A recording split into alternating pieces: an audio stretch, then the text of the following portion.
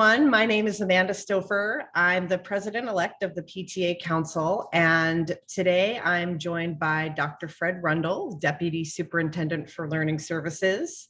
This is the first in a series of PTA Mercer Island School District videos where we have the opportunity to delve a bit deeper into topics related to student learning. Today, we're going to talk about curriculum. Thanks, Amanda. Appreciate you having me here and look forward to the conversation. So let's start with a basic question. Can you explain in broad terms how Mercer Island School Districts receives its curriculum directives? Is it dictated by state or national learning standards? And how are Common Core objectives drivers of curriculum decisions? So that's a great question. In the state of Washington, through the Office of Superintendent of Public Instruction, oftentimes people just hear it called OSPI.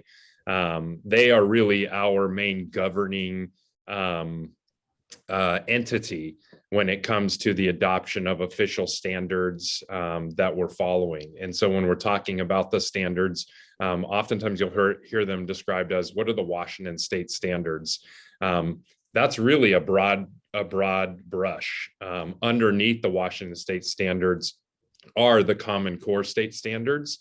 They're the next generation science standards, as well as a number of standards that have been locally developed in social studies, social emotional learning, and other areas. And so the Common Core standards were adopted by the state of Washington. And so they are part of all of the other standards that fall underneath what has been adopted by the Office of Superintendent of Public Instruction.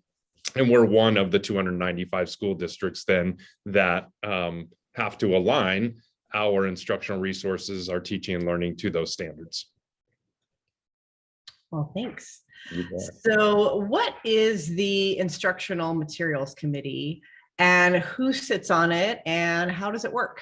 Yeah, great question. The Instructional Materials Committee is a collection of community members that have an interest in our school district. So on our Instructional Materials Committee, then we have students from Mercer Island High School. We have teachers from all 6 of our schools.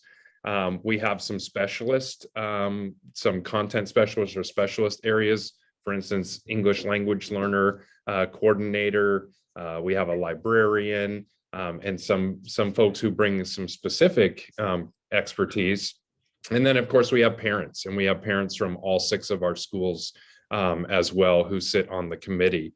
The committee is one that we start assembling each spring for the following year. Most of our committee members spend 3 years, a 3-year term. Although in some instances, either they've left the district or they no longer have time, and then we fill vacancies. We bring a slate of candidates that we've collected to our school board each August, and the school board does approve the committee makeup. And then the committee is really charged with reviewing proposed core instructional materials that are coming from our schools or from various adoptions, and really looking for whether or not that a process was followed, that the instructional materials would reflect the values in our school district, in our community, and that these are resources that we'd want to promote teaching and learning in the classrooms. In the instance of a core curriculum adoption, then that also requires school board approval from the school district. And so pending approval by the IMC, there's another step in the process for core materials. And core are really those ones when you think about an entire set of students who are going to experience those. So for instance, if we're adopting in math for our elementary schools, that's going to be core because it's going to impact so many students, or a full textbook for a course at the middle school or the high school.